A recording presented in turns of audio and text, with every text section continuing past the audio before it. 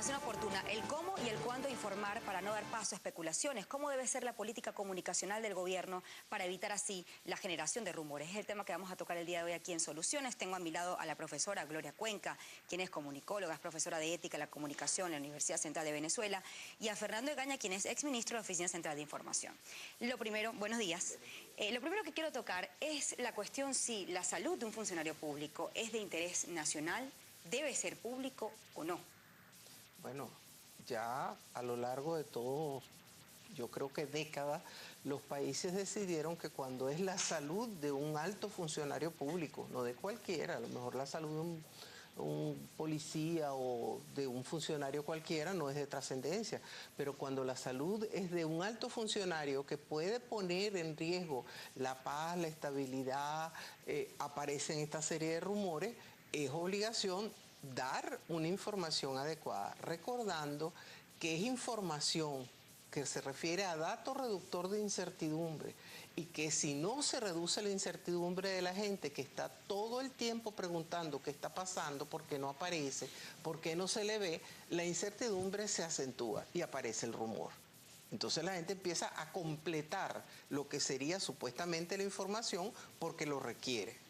Usted tiene experiencia, fue mi exministro de Información y de Comunicación, sabe muy bien, o específicamente la Oficina Central de Comunicación, como se denominaba antes, sabe muy bien si eso debe ser, hay datos que deben ser reservados, se debe manejar como un secreto de Estado o no la salud de un presidente. Bueno, en el caso de Venezuela, la salud del presidente es relevante para la política, especialmente cuando la salud del presidente puede afectar el desempeño de las funciones. De hecho, la Constitución establece el caso de la falta absoluta y de la falta temporal del presidente cuando no está en capacidad de ejercer sus funciones, por ejemplo, producto de una enfermedad. En otros países que tienen regímenes democráticos, el tema de la salud presidencial es muy importante. En Francia, por ejemplo, el presidente Pompidou escondió a los franceses en los años 70 que tenía una enfermedad, la cual murió, un cáncer. Y a partir de entonces se reformó la legislación francesa para obligar a que los presidentes franceses tienen que rendir periódicamente un informe médico muy exhaustivo de su salud, porque la ciudadanía tiene derecho a estar informada al respecto. En otros países como Brasil, vecino nuestro, el caso del cáncer que tuvo la candidata presidencial Dilma Rousseff se trató con gran transparencia, igual como el cáncer que tuvo el ya expresidente Lula da Silva. Pero el caso del Paraguay, que no es precisamente un país de gran tradición democrática ni de cultura democrática, en todo caso mucho menos que Venezuela, la enfermedad oncológica que afectó al presidente Fernando Lugo fue tratada también con transparencia, con apertura informativa, al igual que, por ejemplo, la enfermedad o la presunción de que tenía cáncer, que finalmente no fue, de la presidenta argentina Cristina Kirchner.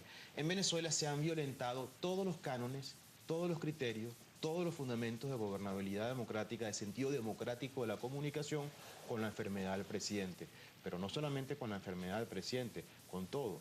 Porque en Venezuela la comunicación pública o la comunicación que emana del Estado es literalmente el reino de la desinformación. Fíjese que hablemos de la vocería, ¿no? ¿Quién debe ser en este caso el vocero indicado para comunicar la enfermedad de un presidente? ¿Debe ser el vicepresidente? ¿Debe ser la ministra de Salud?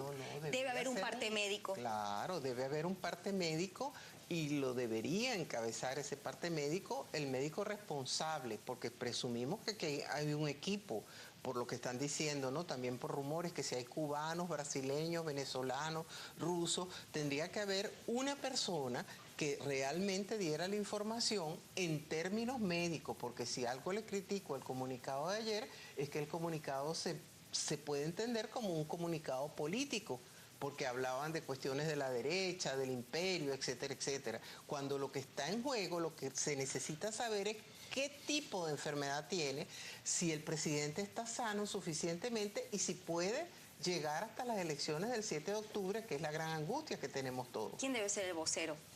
Bueno, si usted hubiese sido, para este momento, ministro de Comunicación e Información, ¿quién se hubiese encargado de la vocería? Bueno, vamos a plantearlo en dos términos, ¿no? O en dos planos. En primer plano, la información científica. La enfermedad de una persona es un tema científico. Por lo tanto, el vocero calificado acerca de la enfermedad tiene que ser un vocero con autoridad científica. Y ninguno mejor que la persona que ha manejado, que ha tenido la responsabilidad de tratar y de tratar de sanar o de curar esa enfermedad que padece la persona, en este caso el presidente de la República.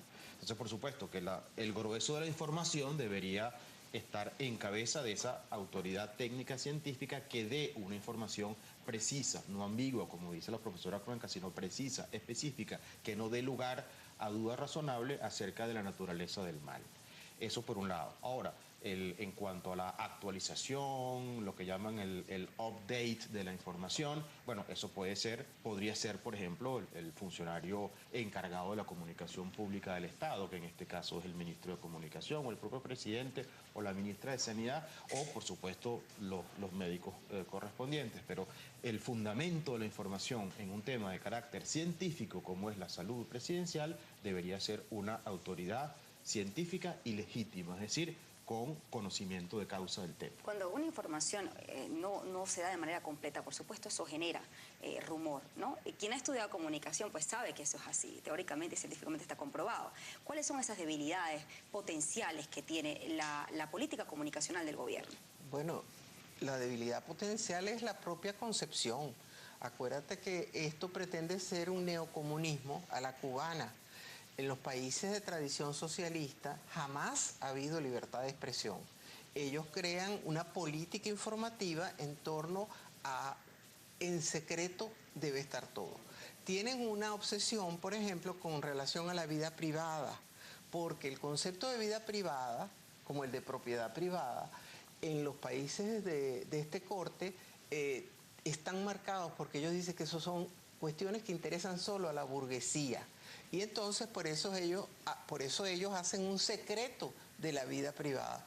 Pero eso no es real, porque la gente en la vida cotidiana se interesa por las cosas más elementales, cómo está su salud, cómo se siente, cómo actúa. Y entonces, por supuesto, estamos frente a una avalancha de rumores porque no hay una verdadera situación clara y transparente. Pero es que lo peor no es eso, lo peor es que hay otra gente que tiene acceso. Es decir, hemos visto en los periódicos brasileños como un periodista muy famoso allí ha hecho toda una descripción de eso, ha salido en el Nuevo Herald de Miami toda una cantidad de informaciones. Menos mal que tenemos a Nelson Bocaranda, que también ha estado a la altura de las circunstancias, porque si no, los desinformados seríamos los venezolanos. Hablando de Nelson Bocaranda, vamos a hacer una pausa, luego vamos a hablar de cómo debe ser esta estrategia comunicacional del gobierno.